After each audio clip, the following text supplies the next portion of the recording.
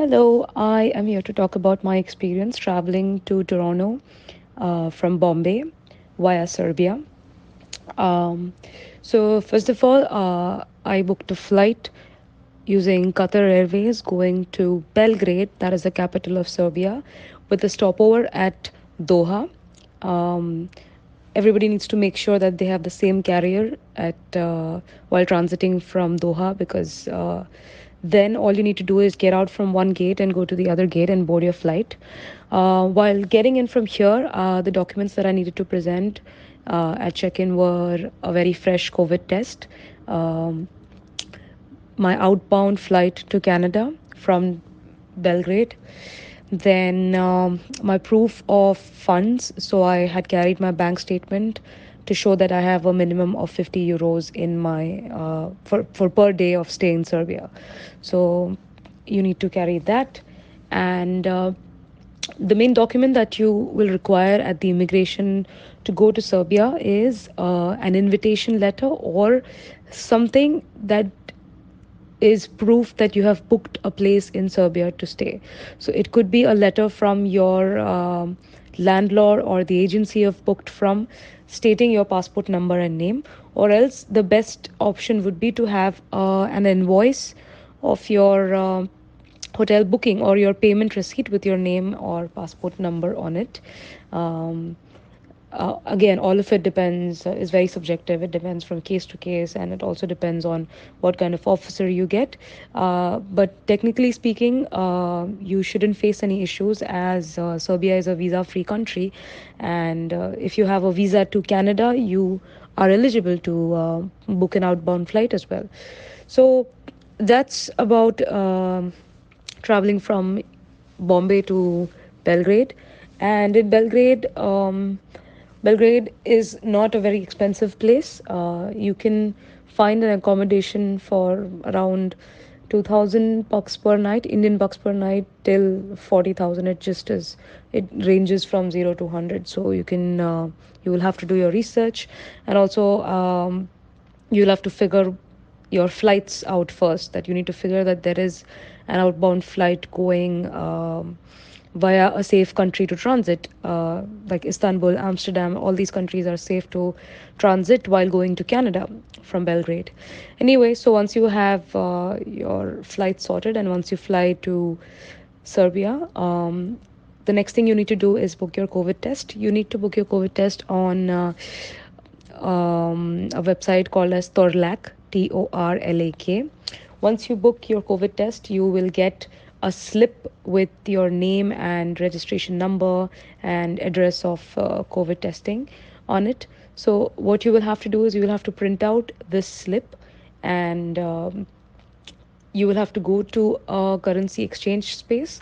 There are a lot of them around the streets of Belgrade, or you will have to figure which is the closest one to you before your travel, so that life is smoother. So you go there and then you go with the slip, and then you pay for this COVID test. The COVID test costs 9,000 RSD, which should be around 8,000 something in Indian rupees. So once you pay for your COVID test, you get it stamped, and then you take the stamped slip and you go to the Torlak address that is given to you, and then you get your COVID test done, and your COVID test reports should come in within 18 hours. Mine came within 7 hours. It was very quick, and then you just board a flight from Belgrade. There were no questions asked to me when I boarded from Belgrade. My layover was at Istanbul for 3 hours. So while checking in at Belgrade, they only asked me for my arrive can. They asked me for my visa on my passport, and my GIC as well over there. And that's about it. And then I boarded from uh, Belgrade and I reached Istanbul. So the only hard part of questioning was at Istanbul, where they really, really grilled each and every person before.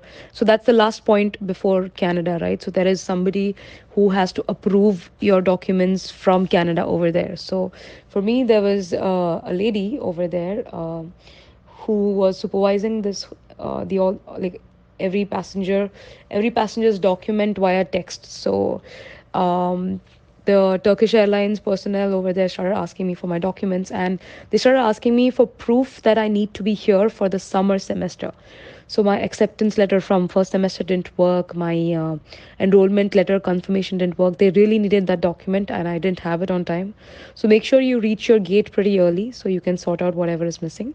Um, so I had to log into my account, and I had to find my timetable, in which there was luckily a tab saying I have been enrolled for this course.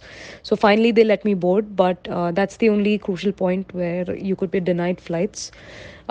I missed out about Serbian immigration. Serbian immigration was also pretty chill. You need to tell them the truth. You need to tell them that you're a student going to Canada and this is your stopover area. And you need to show where you're staying and how much money you have. And of course, again, this is very subjective and case to case, and it all depends on your documenting, your what officer you get, the way you behave, and how quick you are at answering your stuff. So as long as your head is straight, I don't think this should be a problem because this is not illegal in any way.